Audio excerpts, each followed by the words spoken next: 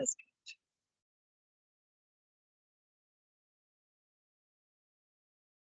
Okay, and we are live. Hi, Tammy. Welcome, good. welcome, Thank welcome to the Lightworker Community Podcast. Today, everybody, my guest is Tammy Love. Is that how you want to be introduced? As Tammy Love? Well, you can actually call me Tamatha or Tammy. Doesn't Okay. matter which one. Most people Oh, call me Tammy because it's easier. So, right. Well, that was my older sister's name, so that'll flow out much easier than Tamatha for me. okay. Uh, So welcome. Obviously, you're in a warm part of the United States because I'm over here in Pennsylvania, freezing to death. It's like, what is it right now? 32 degrees and sunny. Nice. It is actually a chilly day for South Carolina, which is where I'm at. And we are raining pollen right now. Oh yeah, because it's spring. I used to live in Spartansburg a long time ago, so it's been a Uh, while, but I am familiar with South Carolina weather. Um, and yeah, I'm also. I remember one time they got like an inch and a half of snow, and the whole place shut down as if they got 3 feet of snow. It was so funny. And I went to the grocery store, and like every guy in the place was hitting on me. I think, that self-preservation, I'm going to have to stay warm. South Carolina just isn't used to the snow, It's like self-preservation. I need a no, warm body and food. when I see snow, I'm like a little kid. I'm seriously, will get out. I'll play in it. It is wonderful because we rarely see it. So, Right. when we do get to see it, it's like, no, yes, please close everything down. Thankfully, we don't have the equipment and stuff where they can salt the roads and everything. So they do have to close everything down. So perfect There's a for play day. Play day. play day. Right. All right. Well, Tammy, today's podcast is we're always here. The purpose and mission statement of the podcast is that you are not alone, right? A lot of Right. people say to me, well, I didn't join your YouTube channel or your community because I'm not a light worker. Well, when I asked Spirit, what is a light worker? They said simply those who work with the light. And so we are going through a huge awakening process whereby the solar activity is off the charts and light is being beamed on us like it has never been beamed on us before. And there are those that are able to integrate and work with that light, and those that are not ready. I wouldn't say, I mean, everybody gets the call, but not everybody's ready to answer it. And so a light worker is just simply who is spiritually awakening and evolving and integrating the light, the DNA codes that are coming through the light. And it is here for a major spiritual, um, what's the word I want to use? Awakening. Awakening. It's next So, level soul. It's like graduation day for the souls that are able to hold the light, able to know the knowledge, able to see beyond the veil. And so to be a light worker doesn't mean you're the chosen one. It just simply means you chose right. and you've had enough soul experience to understand and integrate the awakening codes that most of us are already knee deep or neck deep into. So, welcome in. You found me through my YouTube channel. Was that through Rich Lop, or did you just stumble upon me? It was through Rich Lop that I found you. Most definitely.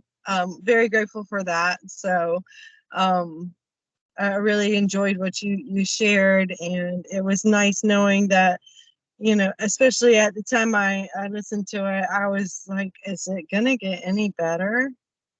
Mhm. Because I was in the thick of it at that time. So, yes. Well, I am so glad that we've met each other. And today I'm going to give you an opportunity to talk about, your spiritual awakening, in any way that feels comfortable to you. You know, some people have things they don't want to talk about, and other people want to spill the beans. So just, you know, remember the mission here is just so that other people who are going through the same experiences don't feel like they're crazy. They don't feel like they lost their mind. And it is a real, tangible, even though it is a paranormal experience, it is definitely one that a collective is having, not just individuals. Exactly. So why don't you introduce yourself? Tell us about your journey. Okay. So, again, my name's Tammy. I really appreciate what you said about light workers. There is no one type of light worker. We all come from different aspects. We all have different purposes here on Earth here. Figuring out what that is, you would have to work with your guides on that. That's been a journey for me as well. But we'll kind of back up a little bit. So, you know, childhood growing up, I used to have reoccurring dreams. Some of them I'd call nightmares. Um, and I'm just now realizing over the past couple of years that some of those were actual things that happened to me in this lifetime, but they were suppressed memories due to traumatic trauma, basically. But the first time that I ever had anything spiritual outside of knowing about God, Jesus, Christianity, you know, all the churches. I did not go to church. I was not raised in a church. My grandma was a Christian. She went to church. My mom was not. She made sure though that she had the Lord's Prayer in the house so that when my grandma came by, it looked somewhat legit, right? Right. So I learned the Lord's Prayer because she had it up. And it's a really good prayer too, by the way. But so I was not had nothing to do with none of that, you know. But my first time that I actually had was, I think it's the precognition, where I was sitting and I daydreamed everything that was about to happen, and everything that I daydreamed actually happened, and it was like the freakiest thing in the world for me. And so, and then we went on, and, you know, as I've gotten older, you know, it would be numbers. So if I saw a repeating number, it meant somebody close to me was dying. Didn't know who it was. I just knew somebody was dying. I would have dreams that would come real. I had a dream about my stepbrother dying on a motorcycle accident. I called him up the next day and told him to be extra safe on his motorcycle, and kind of shoved me off like, you know, you're stupid, you know. Right. But he did end up in a motorcycle accident and he got hurt, but he didn't die. So I take that as a win. Right. Uh, right. Um, I think the one, I haven't really had too many outside of two since my sister died. I was driving down the road and there was three cars in front of me, and they were a decent distance in front of me. I think they were like 5 or 6 car lengths in front of me. And I saw a shadow of a little girl go out in front of them, but not pass across the street. And I knew immediately that a girl in the family was going to die. And Oh, shortly after, my little sister, she was my half sister. She would have been 16 this year, actually this month. Um, but she ended up with a terminal brain tumor and passed away shortly after turning 8. So those things are like scary, and like you look up, I looked up all this stuff. I'm like, why do I have these things going on? And you know, back in the day, this information was not readily available to anybody. So it was just like pulling straws to get information. And so I just finally gave up, said I'm not going to get the information. But when I was in an abusive relationship since 2006, um, obviously the relationship wasn't abusive at first. so And get groomed, right? They like to groom us first. I got groomed for about 1.5 to 2 years, and he's a good groomer. Yeah. Usually they don't take that long, but mine did. He takes a while until he can't take it no more. So I'll give him. He's got some patience on his grooming skills. But I had a kid with him. Plus, I had my oldest son with me, and so it was like he was a father figure to them. He also became an alcoholic, which learned later that he was already an alcoholic. He had just quit drinking for 10 years. So when I met him, that was one of the things that I loved, was the fact that he wasn't an alcoholic. Right. And then lo and behold, here comes the alcoholic. So all of that, and there was a lot of abuse. My oldest was the what they call the scapegoat, so he was also abused, as well as I. And I didn't know how to get out of the relationship. I didn't know if it was safe for my youngest for me to get out of the relationship, considering that he would get in his car and just drive anywhere. So I had all these like fears. So it was like that mother protective bear. I got to take care of my kids, and I think, at the end of the day, I did the best I could, but it also got to a point where it was just too much for me. And I had what I would call a nervous breakdown. And it started slowly after an incident in 2017. And I started, slowly realizing what was going on in the relationship. And it was, and then that depression came in, and I wanted to escape. So I became an alcoholic for 1 year and 4 months. It was somewhere around there, I guess, 1 year, 4 months, maybe 6 months. But prior to that, I was working out every single morning because my anxiety was so bad that I was like, the endorphins would help reduce the anxiety before I'd go to work. But I was also working at home at the time.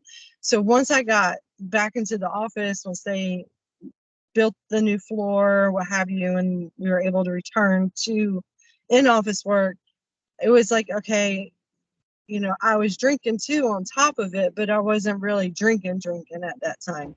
But I had no way of escaping the anxiety, and it was so bad that, I mean, I was scared to drive. I couldn't function without any alcohol in me, and it really was just it was horrible.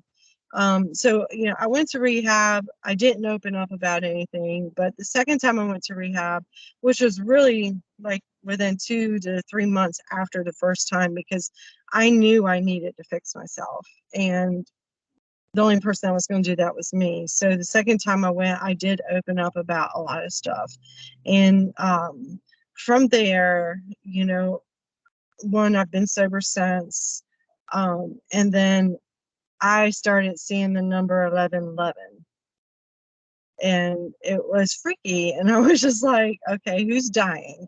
Because Right. everybody, that was the norm. Somebody's going to die on 1111. They're going to die on 111 or Right. 11-1. I mean, just like that was my mindset. And in August or September of 2021, which is right after I announced my divorce, I went to my first metaphysical store to buy essential oils because I had gotten into essential oils. And that was my first experience dealing with the spiritual community. And ever since then, I've been I got some guidance, but then I also didn't get guidance. So it was like everything was torn away from me. So my son decided to live with his abusive dad that apparently he completely forgot about all the stuff that happened before. He was almost 13 when all this went down. So I'm just assuming it's the brain chemistry. I have no idea. I try not to even worry about it anymore You because got to think about soul contracts, right? Because his soul and came in to learn certain things too. So, it is his journey, and so it's not my journey anymore. All I can do is be present and be available when he's ready.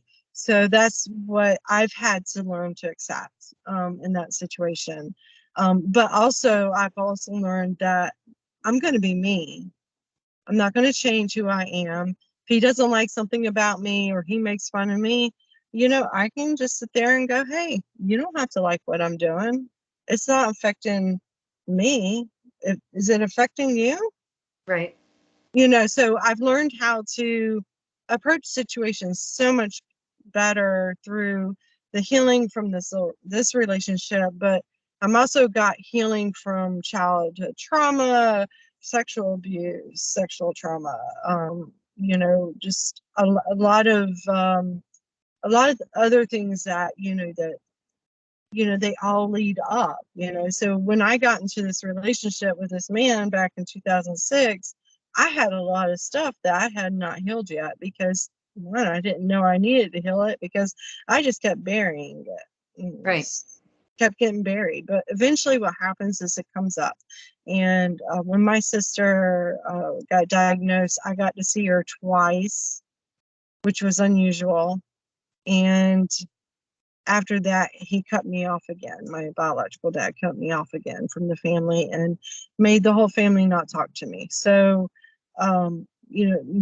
that's that's emotional trauma. That's just like, what did I do to deserve this? I mean, you're the one who, molested me. You're the one who's touched me inappropriately. You're the one who's, I mean, so why am I being punished? So it's like, going through all of that. So for me, my spiritual journey has been a healing journey right now. That's where the phase I'm in is feeling my emotions, which was hard because when I read my astrology chart, it said Virgo is my north node. That's what I'm supposed to be working towards, right? I'm like, no, no, no, no. I got Virgo down. I know how to do my finances. I know how to do this. I know how to do that. I got that down. But Pisces is my moon and rising. I had no emotions. My emotions were either I was either angry or it was nothingness. Right. I just didn't have I had no emotions. So I had to learn to feel my emotions, but also feel them in a certain way so that I wouldn't lower my immune system and start breaking out in hives and fever blisters and getting sick because, that unfortunately that part of the anxiety, the PTSD and the depression, the weaker your immune system is, the more Well, your it's body dis-ease, right? Disease is dis-ease. It's manifested through the emotional realm is. first.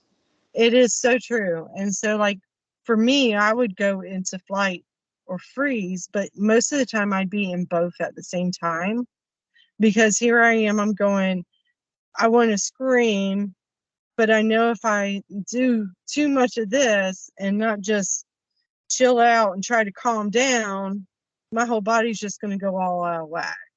So it's learning not just to process my emotions, but also process them in a way that's not going to affect my emotional and physical health at the same Right. time, which is difficult, especially when you've not dealt with that. Learning how to accept other people where they're at, because we all come from some sort of background, and yeah, I have a relationship with my mom now, which I never thought I would. And it's because I've learned to accept her where she's at. I've learned to accept the fact that she is who she is based upon what she's lived. Right. Um, Hurt people hurt people. exactly. And I can't change her, but I can change my perceptive, my perception, I said that. I'm not really good. Perception? Yeah, I changed my perception of it. And understood that, it's okay. Just let her be who she is. Know when I can walk. Know when okay, let me get away from this for right now. We're good for a little bit. I'll call her in a couple days. A little difficult right now because I'm living with her. So now it's like, okay, let me go walk to my bedroom and sleep. Right. But we're working on it, and it's actually turning out a whole lot better. And I really do feel like that, she has changed a lot too, because a lot of things that I used to do, like if I broke something in the house, she would yell at me. I mean, it was like the worst thing in the world. So something broke recently, and I told her about it. She's like, "Oh, it's just a glass," and I'm like, Who are you? Right? Where'd you come from and where's my mother? Where's the mom? So, but there's still some things about her that are still the same. So, I mean, that's just, unfortunately, it's just the way it is. But it's just, for me, it's just learning to, at this point, learning to not so much feel the emotions anymore, because I've actually done such great strides at getting through that even when things come up now, they're not affecting me like they used to. And I've also been able to come off 2 of my medications for depression and anxiety. I'm still taking one, but I came off two of the other ones. So, and I've had a lot of stuff happen recently. So, like, my ex decided to start stalking me in December. So I moved to Charleston. Within a week of being in Charleston, my car broke down. I didn't get it fixed until the first week of February, and now I'm living with my mom. So, and then I started a TikTok page, as well as a YouTube channel, which is started as well. And I already had my ex try to shut me down, and I immediately took everything down. And then I had to literally calm myself down and go, you know what, that's what he's trying to do. He's trying to shut you down, because he's not going to comment on any of it, because he knows if he comments, people are going to know I'm talking about him. And 2, he's going to bury himself, because he always buries himself when he starts talking too much. So, I was like, I'm not doing this no more. I'm going to be me. I'm going to, be okay with who I am as a person. So that's where I'm at right now. Now, as far as like spiritual gifts go, definitely very intuitive. Divination, I can do divination. I can read tarot for myself. My guides say I can read it for others. I don't necessarily know how to do that yet. Nor has it been like the focal point of what I am on my journey with right at this moment. So it's not a focal point for me. And what I've learned is that even though they've revealed some things to me, I am still on this one journey, which was my journey to self. Right. And to self-love, to self-care, to self-respect, self-worth, knowing that I am okay in my own skin, and I am lovable, and I don't need external validation for that.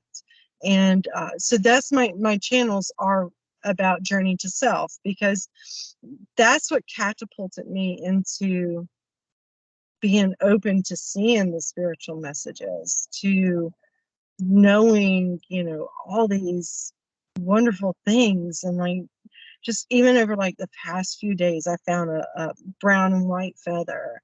I find all these little wonderful things. I went in my mom's backyard. She's got 3 acres, and I found what they say is black tourmaline, which is like apparently rare form of it, because I ain't never seen it in this form. But I'm taking it to someone who's more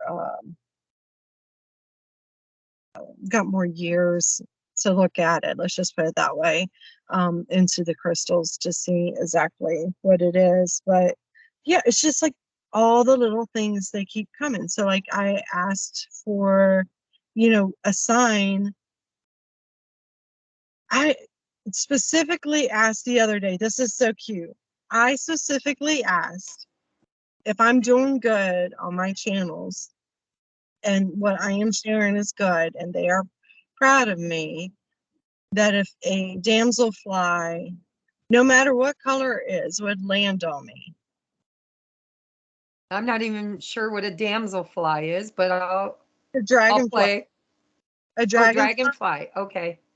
It's in the same class, but a dragonfly, when it lands, its wings spread out, and a damselfly is smaller than a dragonfly, and their wings go up.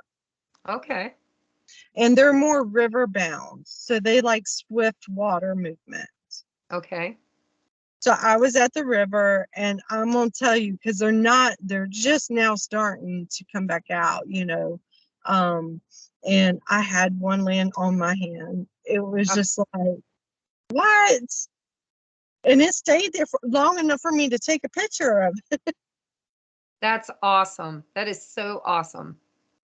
So, I actually, when I work with clients and they ask me, to validate something for them, and I do, and they still waver. They're like, I always tell them the best thing you can do is go within, talk to your guides, talk to your spirit team and your higher self, and ask for a specific sign.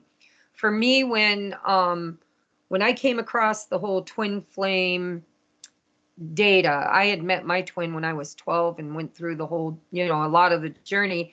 But it wasn't until 2017 when Spirit revealed, I guess, a title to me. I actually had I always knew there was something very spiritual and metaphysical about the connection we shared.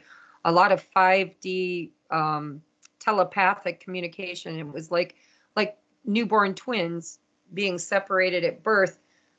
We were still connected. Like I knew when he was in distress, or when something was going good or going wrong, or when he was going to show up. So I already was kind of aware spiritually of a connection, but when Spirit gave it a label for me, I didn't trust it. I didn't trust it. And I was like, okay, so if this is really what I'm experiencing, if this is really what you want me to know, then before the end of the day, I want to see a woman with a red hat and a purple feather. Right? That was it. I mean, I thought that was the most absurd thing that I could come up with. And so I was going to my sister's house, and on the corner of her street was at least 12, 13 women, all dressed up in Victorian like clothing, and they all had red hats with purple feathers. And come to find out, it's the Red Hat Society, which I didn't know was a thing, never heard of. But I got my validation times like 10 or more. And so it's very profound to do that, and a lot of people just don't. Like they don't. And I'm like, no, you got to do it, you got to try it. When my grandmother died, I was like, Nana, when you're around family functions, when we're gathering as a family, if you're there, I want to see two white butterflies dancing together. And almost always, if we have a birthday party or a gathering and it's outdoors, there will be a white, I don't know if they're butterflies, but they're the little white fluttery things, and they come in, and they're usually two of them, and they're like dancing together. And it comes almost every single time. And so, yeah, I always recommend it, because especially if you're on a spiritual journey and you're confused or you need guidance, you don't go out here and say, somebody, you don't give that power and authority away to others, which is the way I was taught as a Christian. It's like you go to your pastor or you go to somebody else. If you go within and ask. Exactly. So on that too, when you're asking for a sign, it needs to be something too that you don't have any I don't know what the word is for, like aversion to. Like it could happen. The likelihood of it happening is very slim, but it could happen. Right. So right. You can't ask for Armageddon, because that, although that's a possibility, it's not something you really want to experience. Exactly. So careful what you wish for. My first ones were blue feathers, and I found like I think I found like 6 of them. I ended up giving away like 4, and then it took them forever, but I kept asking for a red one. I asked for a red one, asked for a red one, and they would not give it to me until I reached a certain level. And but when I got it, it was just like I'm dancing with joy. I'm so excited. But the other thing that I've also learned with the spiritual community, which I learned while I was in Charleston, is that, it's just, just because we all have these gifts and we have this light within us that we can share, doesn't mean not everyone wants to and not everyone will.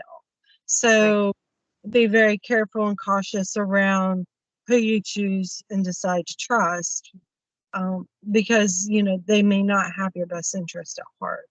So right. The spiritual community has deceptors, just like everything else. I don't believe in a devil per se. It's just, we all have good and bad potential within us.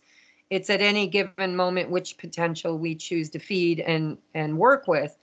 And so, even in the spiritual community, there's always somebody who, they want to be better, or they don't want you to shine because they're afraid that will dim their light, or they want their gifts to be more important than your gifts, or whatever it is. You learn on the journey who you can trust and who you can't. And it is a lesson. I had a lot of people on my journey that really dumbed me down as often as they could. It was like they would make fun of me or make me look like I was silly or I didn't know what I was talking about, or but in the end, at the end of the day, whatever messages I gave always came kind of validated for people. And so your work speaks for itself, really. If you trust your own intuition. Took me a while, I'll be honest, took me a while. But when well, you finally just say, I don't know if this is true or not, but this is the message I'm getting, and you just give it, that's that trust, that faith in spirit, and you get rewarded for that. They're like, okay, well, even if the message is wrong, this is something I learned that I want to share with you, okay? As a divinator, as an oracle, or somebody who brings the messages from the higher realms to the lower realms. On your journey, spirit knows that you're going through filters, knows that you've had certain experiences that affect how you show up in life. And so your message might be distorted. My YouTube channel, it's all about my journey and me wanting to teach and guide other people that are kind of on the same journey. But my messages can get distorted through my own pain, my own trauma. But what spirit will do is guide the people who have had the same experiences, the same trauma, that see that message through the same lens to the reading, so that it validates their journey the same as it did mine. So you don't have to worry about what message you give. The right people that need it will find it. Exactly. And I agree with that. And the other thing is, my spirit guides love my sarcastic humor, so they apparently are sarcastic too. Yeah, So mine, a couple of them. mine had me one day digging outside. Before I moved to Charleston and all that other stuff. Anyways, digging outside because they said there's something out there. Could be, a stone. It could be money. It could be something, anything. I am digging for hours, and I'm like, I did not find anything. So I went back in and cast my circle and everything, and I was just like, y'all were just doing that to get me outside, right? And they're like, yep. And now you feel better, right? You probably had a lot of angst inside. You needed exercise. I needed to be digging in the dirt. Right. It grounded you, dirt grounds you. And you probably meditated a lot while you were doing it too. Yeah. I've realized that the more I used to meditate and be able to sit still and meditate really well, but now it's like I need to be walking and seeing everything. Like this morning, I went to the river and there were schools of fishes, and I was so upset because I could not get a good picture of them, but it was so beautiful. And then I saw this like algae eater that I never seen before. It was round like that, but it had a little small tail, and I could not get a picture of that either. But and it was just beautiful. I mean, just the idea, nature for me is definitely an element that I had left out for a long time. So it's definitely something that keeps me grounded for sure. Right. And then the other thing that I learned too is if it's not the right timing, it won't happen. Right. No. And you can't force it, because divine timing, let me tell you something about divine timing. It's not a moment too soon or a minute too late. It's all about vibrational alignment. If you are in vibrational universal alignment with the receiving, it will happen. And when you're not, then everything's a lesson, everything is practice, everything is just preparing you for that alignment. Or for me, like going to Charleston, which is, you know, they agreed that, you know, yeah, go to Charleston. I learned so much when I was in Charleston. I mean, we be speaking for a little while on that one, but the one thing that I learned the most is I had not healed from the trauma of my mom. Because before I drove back from Charleston to where I'm at right now,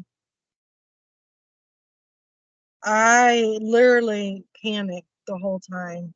I was like, if she does this, I'm out. If she does that, I'm out. If she does, I mean, I was freaking out. Right? And it made me realize, okay, yeah, you're healing from other things, but you have not faced that anxiety and head on and said you're peace with it and been okay. Okay, so what if it does happen? So I just get up and I go, you know. I mean, that's what worse can happen, you know, Right?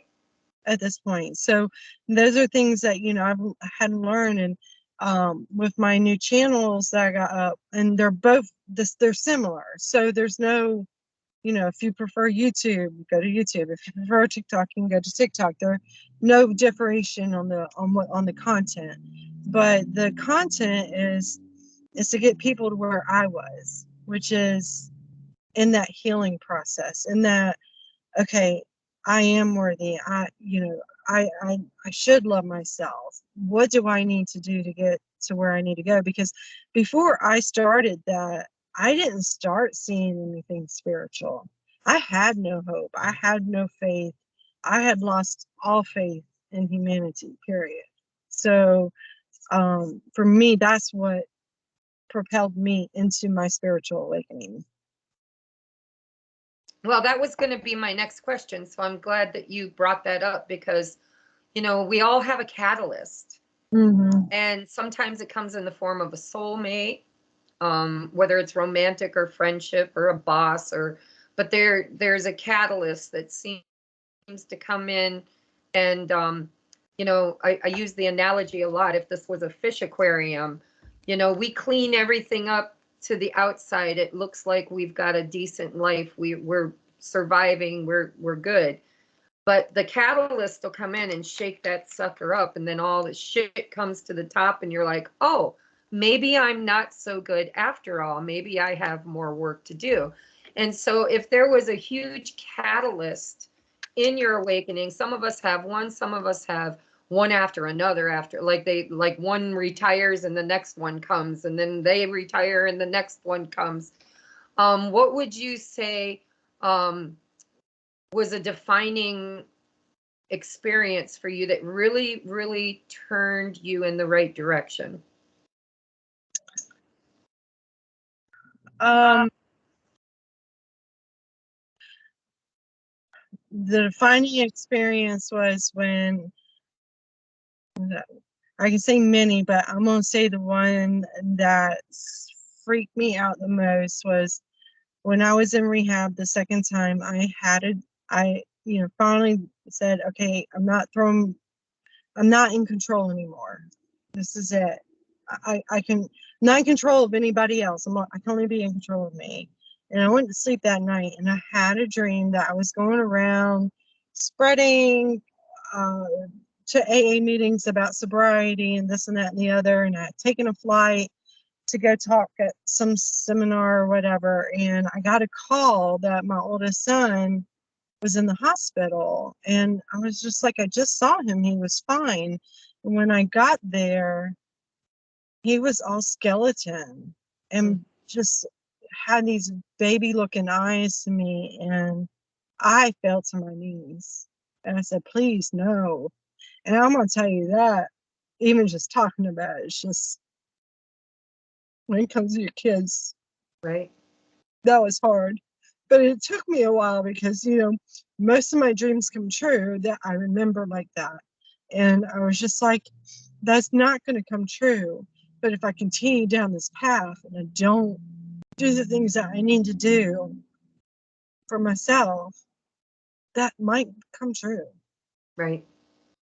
Yeah, because you know, we can go back to that moment when you realized that you couldn't control your son, you couldn't control your ex, you couldn't control anybody out here. The only thing you truly have control of is you and the way you show up, you know, because we are co-creators. You know, I teach a lot that we are a creator being from a creator race, from the original creator. So yes, what we think about, talk about, ponder on, feed energy to, we're creating. And a lot of times I tell people, well, if you want to know what your internal state of being is, look at your external world, because, you know, as within, so without. But then you've got to add in that little extra thing, you know, like when you're learning tarot, you can pull one card and you're like, oh, I get it, right? But then you Right. pull another card and lay on top of it, and the energy shifts and changes completely. And that's the way it is when we deal with other people's energy. You know your energy, but you're also co-creating with other people. And Mm. so you can't really control them. All you can control is you. But you are still co-creating together. And so the lesson in that is that you may not be able to singularly create that experience, but you can create singularly how you choose to experience it. Right. And so, as you're mastering that, what you're actually doing is you're becoming the light for others. And that includes your son, even if he can't see right now because he's got blindfolds on, he's being influenced by other co creators, he's being fed information or belief systems. Even that, at some point, his life will culminate to a defining moment, and he will have your example, if he chooses it with his free will, to guide him out of that, right? And that dream was about my oldest, not my youngest.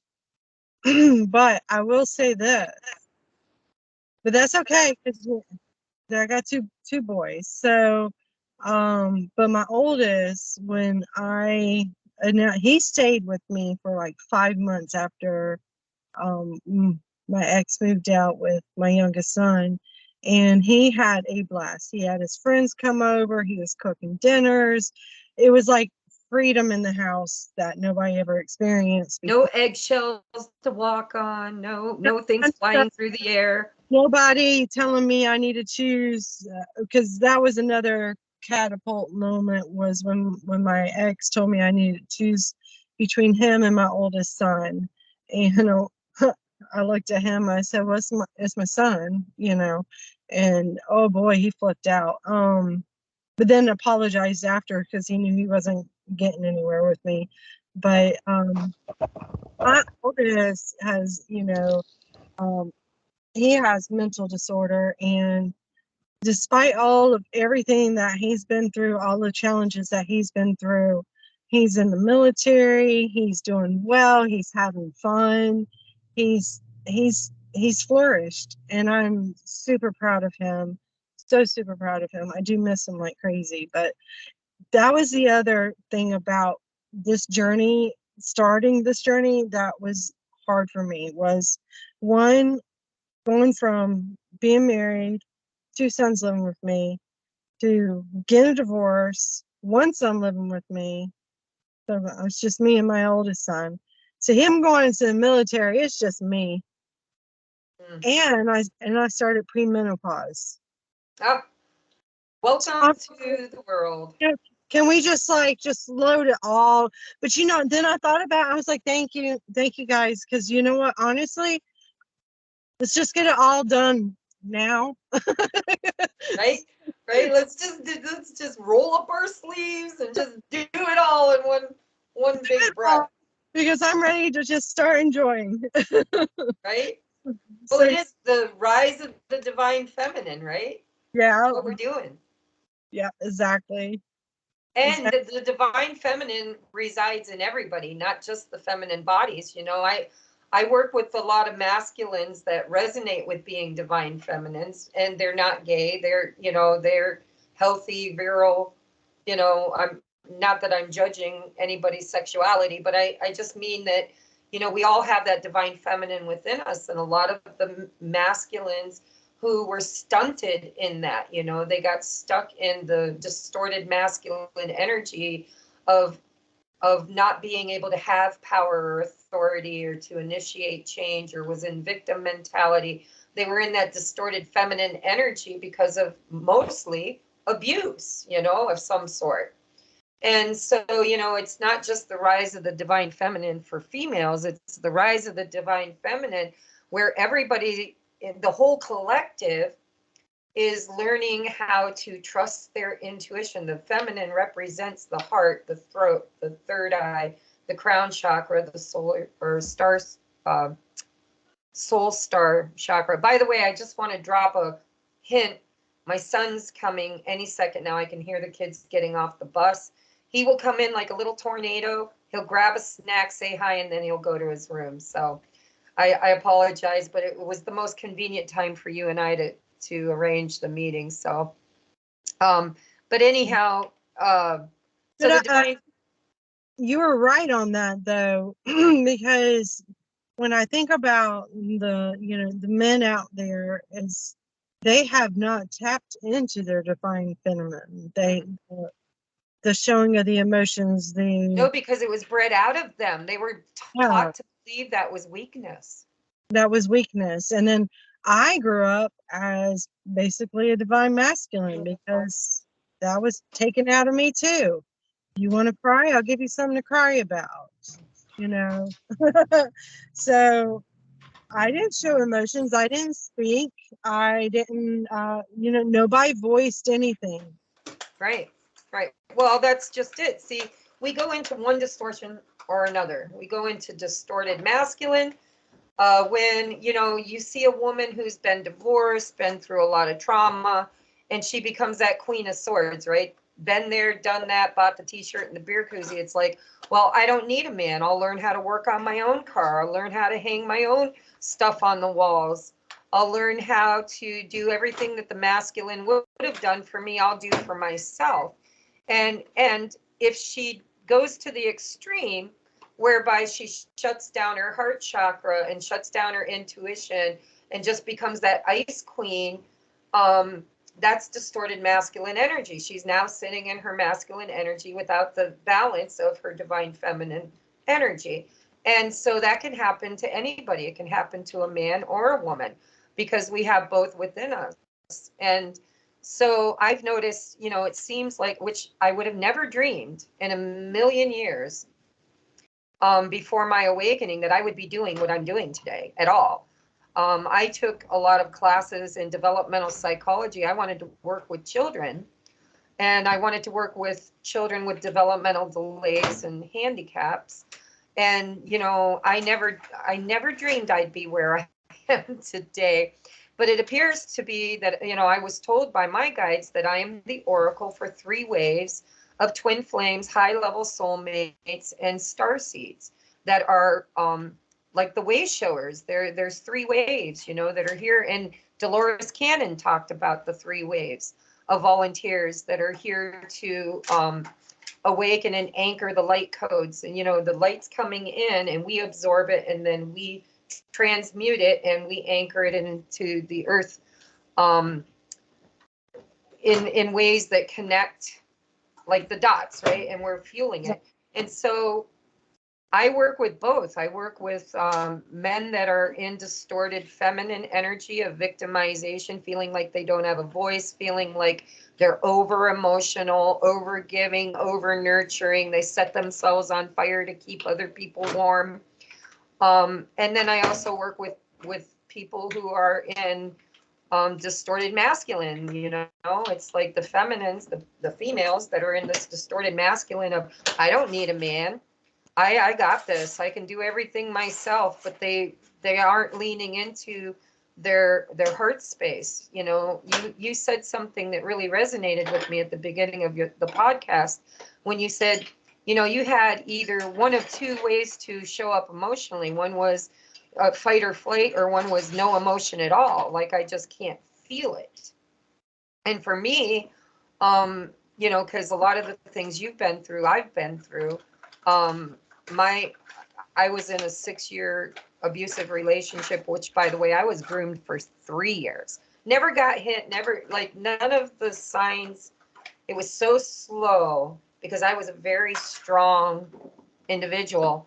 And he set his sights on me and knew that if he showed his hand too soon, I'd be out of there.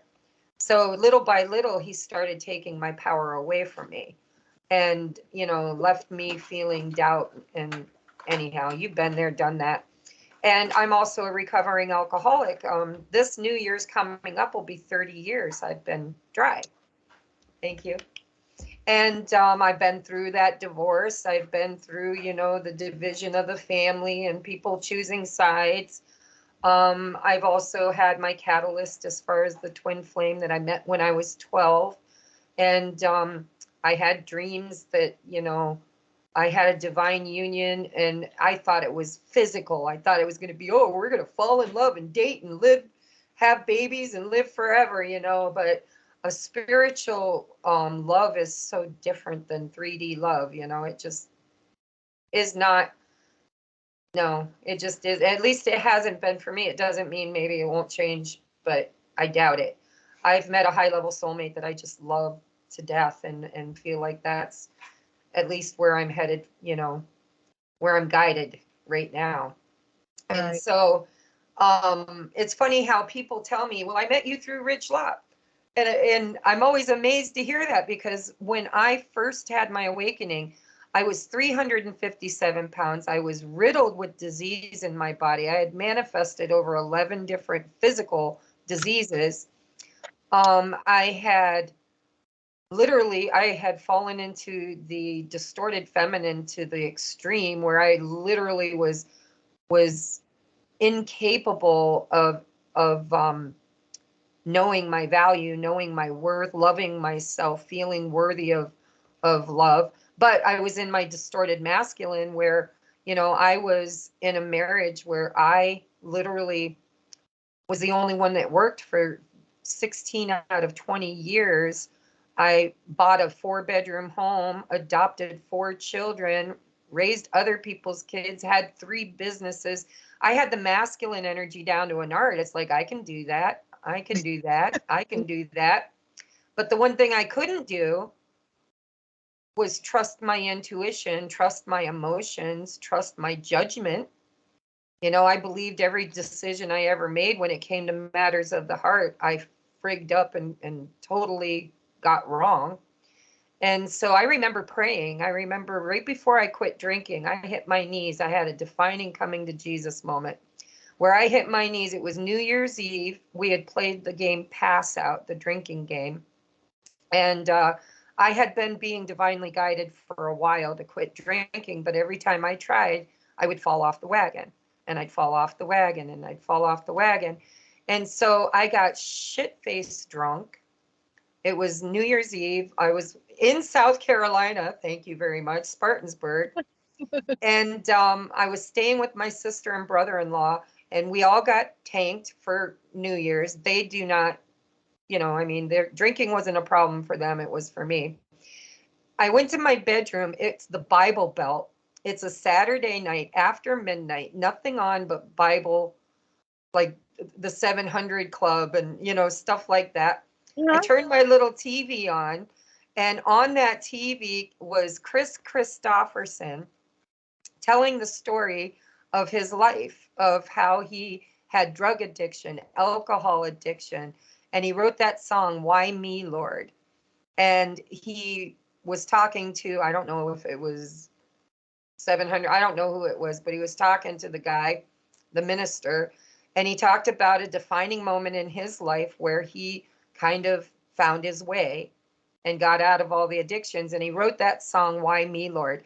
And he performed that song on the TV while I was sitting there, shit-faced drunk, feeling sorry for myself. And it hit me in a way that I can't describe. I mean, it went right to the soul of me, the lyrics, why me, Lord? What have I ever done to deserve even one of the blessings you've shown? Right? And it hit me, and I hit my knees, and I don't know how long I was there. I know I woke up in the morning on my knees with my arms on the bed, my head on the bed, and I was hiccuping like a little baby who cried themselves so hard to sleep that they hiccup, it's like, and I woke up that way. Don't know what time it was, but I remember saying, I give this to you. I can't do this anymore. It's not mine to control. It's not mine to fix. I need you to come into my home and clean it and help me get my life in order. And I literally laid it down at the feet of God, which at the time I was a Christian. I was a Christian minister, and very broken. And my beliefs have changed a lot since then, but one thing that hasn't is my faith in God. And that was a defining moment for me. I put down alcohol as if it never existed. I never craved it again. They say once an alcoholic, always an alcoholic. I have never, when life gets tough, I don't think, oh my God, I need a drink. It was like it was completely lifted off of me and gone forever. And so you and I have been through a lot of the same things, and that's why people, when they find me, when I channeled that first message, Spirit told me that a young man, because I'm like, oh yeah, here I am. I'm just a nobody who's basically killing herself with food and anxiety, and just I was not in a good place. And I'm like, who am I to be some oracle or something special that's going to help people? I didn't believe it, not for a skinny hot second. I just didn't. But I did automatic writing, and I was in a meditative state. I didn't even know what I wrote until after I read it later. And I asked in it, it was like I was doing a Q&A with whatever I was channeling. And I said, how will I find them? And they said, you won't. They will find you. And they will find you through a young man who is one of your soul tribe, one of the people, other volunteers that are here to do this work. And so I didn't believe it. I had a very hard time. I thought, well, I just lost my mom and sister. I just lost my religion. I just went through all these major, it was a tower where everything crashed down around me. And so I wasn't really in the mood to believe much of anything at that time, let alone that. And I thought, well, it must just be, I'm crazy. I'm crazy. I've lost it. This is the last straw that broke the camel's back. Now I'm hearing voices in my head. And so I didn't believe it, and it started slowly but surely just unraveling and happening. And I was so divinely guided. It was like there were metaphysical fingers pointing constantly this way, this way, this way. And if I went that way, it would be something would happen and just redirect me back this way. And so for me, it was learning to trust my own capabilities to make decisions and to know that my intuition is spot on. And if it's not, Spirit will guide other people to it is also in the same skewed manner that needs to hear it, right? Right, exactly. So I'm going to, so we're at an hour, and what I'd like to do is ask you if there's anything else that you'd like to share that you haven't. And then we're going to wrap it up with you talking about your 2 channels that you opened. What is like your mission and purpose with that? And you kind of touched on it a little bit already, but you can firm it up with our viewers.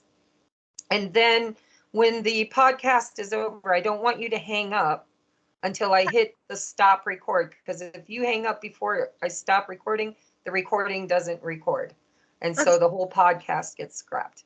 So, and when we finalize it, I will upload it, and then I need you to send me links for both of your channels and any other contact information you want to share with the viewers. so they can find you, they can follow you, they can support you, maybe learn from you. And that's what we're here for, right? Is to show everybody they're not alone. You are not alone. Exactly. Okay, so hold on one second. Okay, no. Only problem about living back in this area is I still have to watch out for my ex. So, sorry, thought I saw his car, but it's not him. So okay, so still some fear for me, as you can tell. Uh, but it's a lot better. I'm living with my mom. She's got security cameras up and stuff, so it makes it a whole lot better. But so I don't really have anything else specific to share at this point, but I will say that, you know, my channel is, I'm not talking about spirituality. I'm not talking about any of that stuff. So my channel is specifically about the journey to self, because I know that what will happen is as people start healing from their past trauma or getting into that state, then that renews hope, which is where I was, which is what I've been guided to do, is to take out the spiritual piece to it. So that's been really difficult because it's hard for me because I like to add the spiritual piece, but I'm trying not to do that. And I'm also trying not to like pinpoint anybody out specifically in the videos. There's, you know, obviously I've been through a lot of trauma, not just with my ex, but, you know, with family members as well. And so trying to make sure that, you know, I get the information in there that's right, so that people can start feeling better about themselves, so that they can start healing and start finding who they are, you know, finding their truth. What do they like to do? What what is it that they believe in? What do, you know, those things. And then eventually, yes, I'm probably going to, as it continues to grow and I start getting more viewers, is I do plan to, you know, incorporate at that point some more of the spirituality in there. But for right now, I've been directed to just keep that out of there. I don't know, that sounds weird, but that's what my guys are telling me to do. So I just want to make sure that, you know, doing it that way, and in so many ways, this will help obtain a larger group of people. Right. There's so many people that are not spiritual out there, and so the more they need it too, right? And if you tag it with a title that intimidates them, they'll shy away from it. exactly, and everybody needs this healing, and nobody's going to get on any spiritual path or journey if they don't know what to do internally first. Right. Well, and you know, so when I had the vision, because I have visions of this podcast, I resisted for almost a year. I kept telling Spirit, oh no, you know, I started with YouTube. That's all I wanted to do. I was in my comfort zone. They wanted me to push all the twin flame stuff over to Patreon. I'm like, what? You want me to operate on 2 platforms? How in the hell am I going to find time to do that? And so I resisted that. And then finally I gave in to that. And that's been a blessing in disguise, because that's where I don't believe in using the twin flame to make money. That's, you know, there's too many readers out there that monetize and keep people in that stuck repeated pattern of fear of chasing, right? The runner, the chaser. And they feed that energy to the point where people just really get stuck and can't evolve beyond it. And so I didn't want to deal with the twin flame stuff. I wanted to deal with other stuff, but Spirit said, no, you're part of that. That's what you're here to do. So I had to move that over to Patreon. Then they started showing me visions that I needed to do a podcast. I'm like, oh no, where am I going to find time to do a podcast? Right. And so I resisted that for almost a year. And then Rich Lop, who, by the way, is my, you know, my pusher, my pusher, he did it. He started a podcast. And then I was like, oh, so basically, if I don't do it, you'll give it to someone else. Well, I was good with that. I was like, okay, let him do it. You know, he's good at it. Let him do it. Well, it kept bugging me and bugging me and bugging me. I kept having this vision of a globe, the earth, with these little like candle lights all over it. And one would ping to another, and it was forming this grid around the earth. And like spirit showed me, you know, all of the light workers have their own mission, their own light, their own purpose.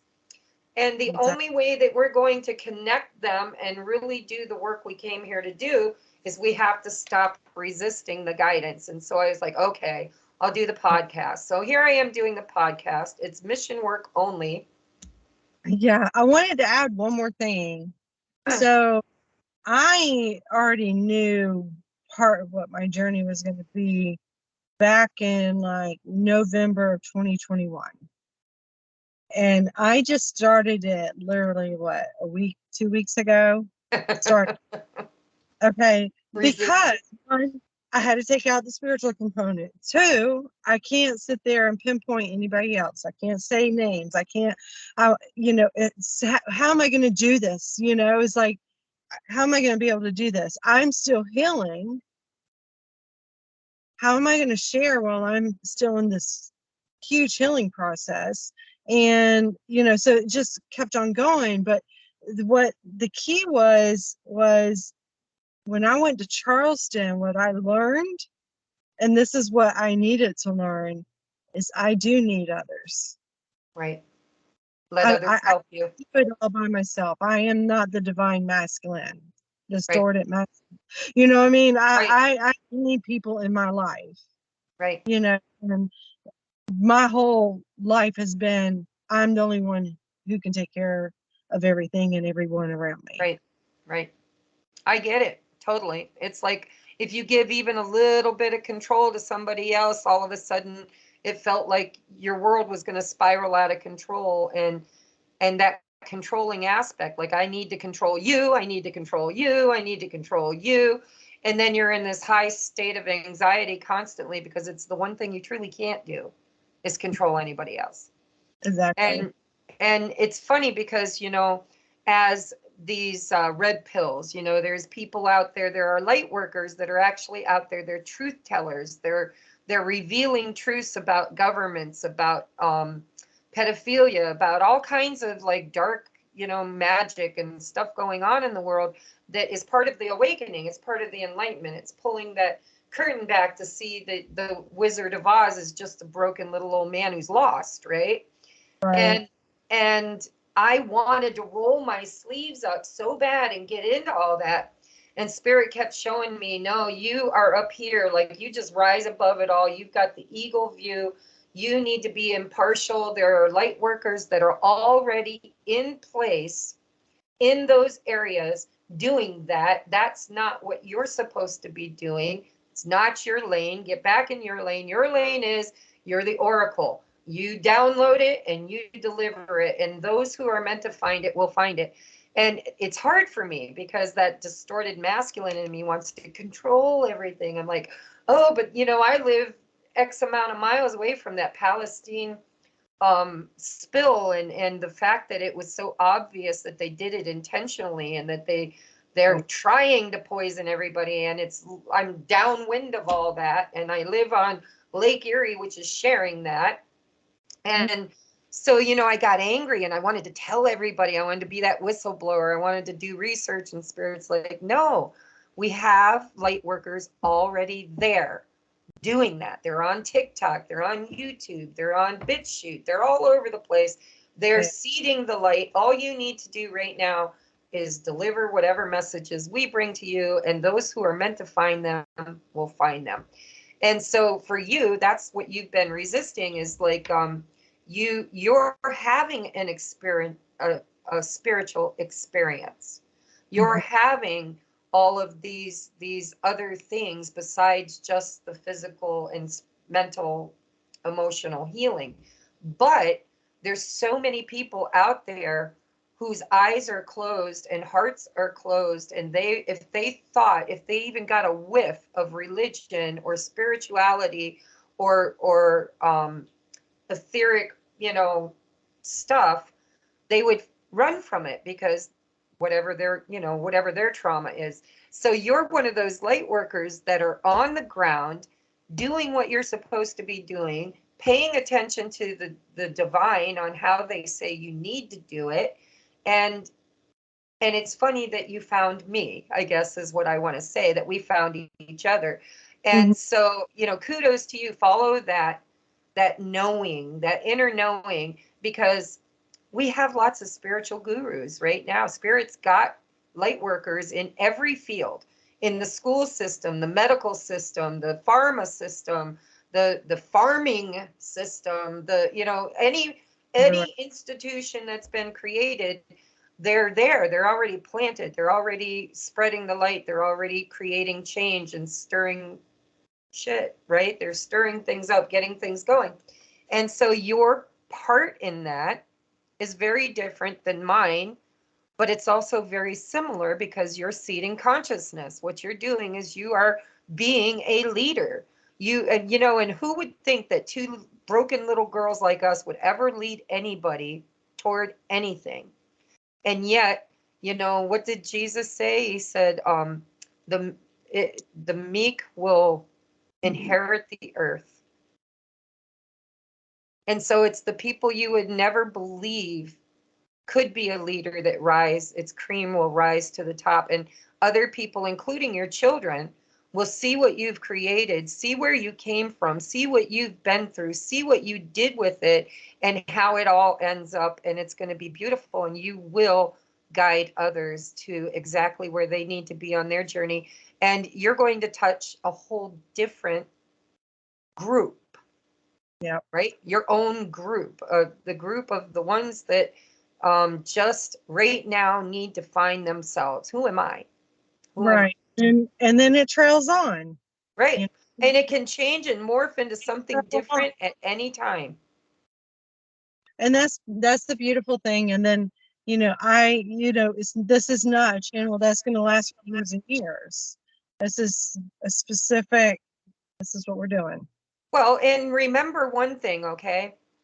Even if you only made one video, and Rich Lopp proved this when he made that Aquarian video. He made one video and then quit for a long time.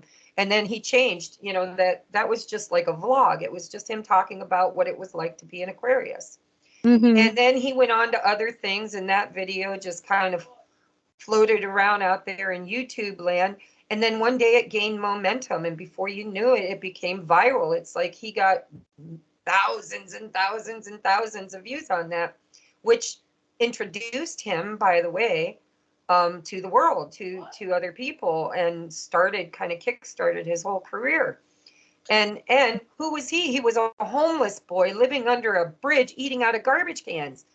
The meek shall inherit the earth. I love him because eventually when I get to this point, and it'll be a while down on my channel, but when it comes down to relationship advice, he's great at it. Even if I'm not listening, if I don't need to listen to him because I'm not in a relationship with anybody, not seeking it, none of that, I'll still listen to him if I just need help dealing with a friend or somebody. Well, because relationship is relationship. Everything's a relationship. And he just puts it in such a good perspective for me to understand, and the way he delivers it, it's just so awesome. And I'm really grateful for him for that, because he's really helped me understand my relationships a lot better. Mm-hmm. So do you watch my videos or my channel? I do.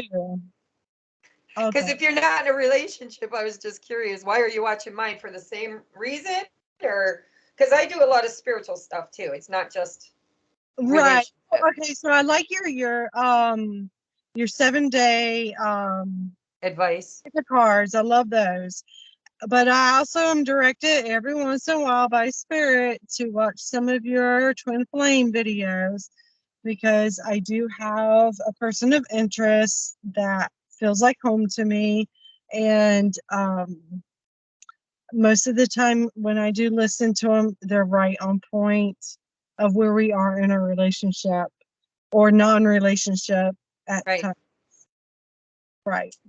Well, that's awesome. I'm so glad that we met. I'm glad that you are on your journey. I can't express enough how grateful I am to Spirit to connect me with other light workers. And hopefully someday people will realize that a light worker isn't special in the fact that they're the chosen ones, but they're just the ones that simply chose, right? You have a Right. defining moment where you can choose to stay suppressed and oppressed, or you can rise to the occasion and start doing the inner work that's necessary to heal. And when you start doing that, you become a light worker. You become working with the light. You're bringing it into your own body, and you're using it to chase the darkness out. And so, hopefully anybody that crosses any of these videos will hear me say over and over again, even if you don't think you're a light worker, if you are going through a healing process whereby you are healing the darkness, right? You're literally healing your own darkness. You are what? Working with the light. And so the more the merrier, right? Don't forget to share on your platform. What I'll do is I'll upload this, Okay. um, and then I'll share the link with you. I always share it on, I'm supposed to be sharing it on lots of platforms, but I've fallen behind because I got sick there for a while and just didn't prioritize, because I have a BitChute, I have a Telegram, and I have YouTube, I have a Facebook group. And those are like the 4 primary places that I post these videos, but I'm behind on a couple of them. But what I'll do is I'll send you the link so that Okay. you can share it. Well, actually, you can even grab it yourself out of Skype for, I think it's like 3 days. It's available. So the video I'm making right now, there will be a link for it, and you can actually download it to your own computer and upload it to your platforms. Now, I know with TikTok, there's a time limit, but you can make a little TikTok and put the link in it so people Sure. could go watch the full thing. Get creative. Whatever you do, I'm sure you'll do great. But the more we share it, the more momentum it gains. And it's not monetized. I'm not trying to raise any money. I'm not asking for donations. It's all mission driven. If it ever reaches monetization, then I'll make an assessment at that time. How much is it making? And I want to dump it into mission work. People who are going to open healing centers, and, I don't know, Spirit will guide me, but it's not for me to make money off of. It's for me to seed consciousness and the light, right? We're connecting that grid and we're anchoring the light. So, yeah, so I'm very grateful to have you on our show, and I will go ahead and post these once they're up. When we hang up, don't hang up till I tell you to, but when we hang up, I want you to go to Facebook or email and send me your links so I can copy and paste them and put them in the bottom in the description box of the Perfect. podcast. And then, stay in touch, because we're soul family now. All right, I'm going to end the recording. Thank you, everybody. This has been another podcast for the light workers. And if you don't think you're a light worker, but you're watching this, my guess is you're wrong. So welcome in and spread the news, okay? Namaste. Namaste.